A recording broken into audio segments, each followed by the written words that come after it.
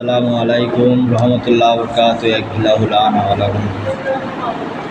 আল্লাহ আমাদেরকে পৃথিবীতে পাঠিয়েছে যে শুধু নিজের মন জিন্দেগি নিজের মন মতো চলবো তার জন্য পাঠায়নি। আল্লাহ পাক বড় দিনকে বড় ভালোবাসে এবং আল্লাহ পাক যুগে যুগে নবীদেরকে পাঠিয়েছে। আর এই দিনের জন্য আল্লাহ পাক নবীদেরকে পর্যন্ত মার খাইয়েছে। আর তুমি নামাজ পড়ো না ভাই, কেন নামাজ পড়ো না তুমি? কেন তোমার মনে হয় না যে আমাকে আল্লাহর কাছে ফিরে যেতে হবে? কেন বলো? এই টুপির দাম কত দাম বলো? এই টুপিকে আমরা চিনি, নামাজকে আমরা চিনি। আজ আমরা নিজের মন মতো চলছি ভাই। আজ নামাজ হলে মসজিদে মানুষ থাকে না।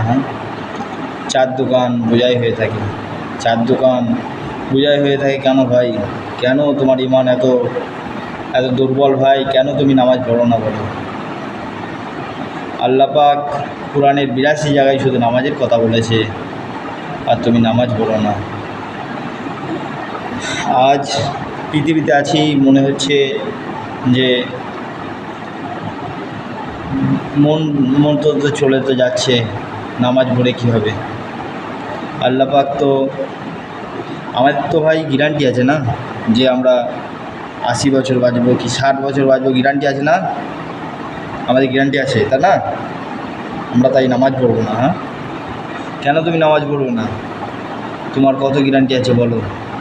তুমি আজ বসে আছো, তুমি আজ খাবার খাচ্ছ, তুমি আজ কোথায় যাচ্ছ, বাজারে যাচ্ছ, তুমি আজ দরকারে যাচ্ছ, তুমি জানো সেখানেই তোমার ইন্তেকাল হয়ে যেতে পারে, সেখানেই আমার ইন্তেকাল হয়ে যেতে পারে। আমরা বলি নামাজ পরে পড়বো, নামাজ কালকে পড়বো, পরশু দিন পড়বো। আমরা কেন আজকে পড়বো না? কেন আজরাইল যদি আমরা নামাজ পড়লে কি বলি যে আমরা নামাজ পড়ার সময় যদি মসজিদ থেকে দাওয়াত নিয়ে আসে, তখন আমরা বলি যে ভাই কালকে পড়বো, পরশু দিন পড়বো, নামাজ পরশু দিন পড়বো। কিন্তু যখন তোমার আজরাইল চলে আসবে, তখন তুমি বলবা যে আজরাইল ভাই আজকে এসো না, কালকে এসো, আজকে আমার কাজ আছে, কাজটা দেখে সেরে নেই, নামাজ পড়তে হবে না? তখন তুমি বলবা?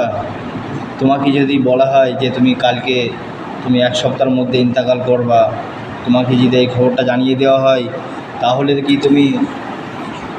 তখন তুমি কী করবা বলো? তোমার কী কাজ থাকবে? তখন তুমি বলবা যে আমি আগে ওই কাজটা সেরে নেই, আমি 7 দিন পর আমার ইন্তেকাল হয়ে যাবে, আমি 7 দিনের মধ্যে আমার ইন্তেকাল হয়ে যাবে, তো আমি 7 দিনের মধ্যে আমার ওই কাজগুলো আগে সেরে নিই। তখন তুমি বলবা? তখন তুমি একটাই ভাববা যে আমি দুনিয়ায় কী করলাম, আর এই 7 দিনে আমি আল্লাহর ঘরে গিয়ে পড়ে থাকি, তখন আমার মনে হবে। আর আমরা নামাজ তখনই তো পড়বো যখন আমার কাছ থেকে আমার কাছের মানুষকে বিদায় নেবে, তখন আমরা নামাজ পড়বো। তার আগে পড়বো না কেন? আল্লাহ পাক কোরআনের 82 জায়গায় নামাজের কথা বলেছে। আর এই পৃথিবীটা সামান্য কিছু, এই পৃথিবীটা আল্লাহর কাছে কিছুই নয়। আর এই পৃথিবীটা আমাদের কাছে অনেক কিছু। এই পৃথিবী থেকে আমরা ছাড়বো না, পৃথিবী থেকে আমরা যাব না। তুমি যদি মনে করো যে এই জীবনও আমরা ভালোভাবে চলবো এবং আখিরাতেও আমরা ভালোভাবে চলবো। অনেক মানুষ আছে পৃথিবীতে যারা আখিরাত তো বিশ্বাস করেই না, বলে আল্লাহ বলে কিছু নেই। আজ ইসলামে মদ খাওয়া হারাম, ইসলামে মানুষের যেগুলো ক্ষতি করবে সেগুলোই হারাম, নেশা করা হারাম। আজ মানুষ নির্দ্বিধায় নেশা করে যাচ্ছে, গান বাজনা মদ খেয়ে যাচ্ছে, তবুও মানুষের জ্ঞান ফিরছে না যে আমাদের নামাজ পড়তে হবে। কিন্তু আল্লাহর কাছে সেদিনকে হিসাব দিতে হবে ভাই। আর সেদিনকে আল্লাহর কাছে যখন আমরা হিসাব দেবো, তখন আমরা বলবো যে আল্লাহ পৃথিবীতে আর একবার পাঠাও আমাকে, আমি তোমার সব কাজ করে দেবো, সব কাজ করে আসবো। আল্লাহ তখন বলবে তোমার টাইম শেষ, আর হবে না। তখন আফসোসের জায়গা থাকবে না। তাই এখনও আল্লাহ পাক পৃথিবীতে যতদিন হায়াতে রেখেছে, নামাজ পড়ো এবং অপরকে দাওয়াত দাও। তুমি যদি নামাজ না পড়ো এবং তোমার বাড়ির লোককে যদি দাওয়াত না দাও, তাহলে তুমি তাহলে তুমি পাকড়াও হয়ে যাবে। এবং কি আমি নিজে নামাজ পড়বো, আমার বন্ধুকে দাওয়াত দেবো না, আমার ভাইকে দাওয়াত দেবো না, আমার বাড়ির মা বোনদের দাওয়াত দেবো না, তাহলে সেই দিনকেই আমার ভাই বোন, আমার বোনরা এসে আমার বলবে যে আমার ভাই নিজে নামাজ পড়েছে, নিজে জান্নাতে যাবে। একটা ছোট একটা ঘটনা বলি, যে ভুলে তো ঘুমাবো। এক মহল্লায় একজন ইমানদার ছিল, যে সে নিজের জন্য নিজে নামাজ পড়তো এবং অপরকে দাওয়াত দিত না। আর সে নিজে নামাজ পড়তো এবং অপরকে দাওয়াত দিত না। সে নিজে কিভাবে জান্নাতে যাবে সেই ফিকিরে সে থাকতো। আল্লাহ পাক ফেরেশতাদের পৃথিবীতে পাঠালো, দিয়ে বলছে যে অমুক গ্রামে দেখে আসো, অমুক মহল্লায় যাও।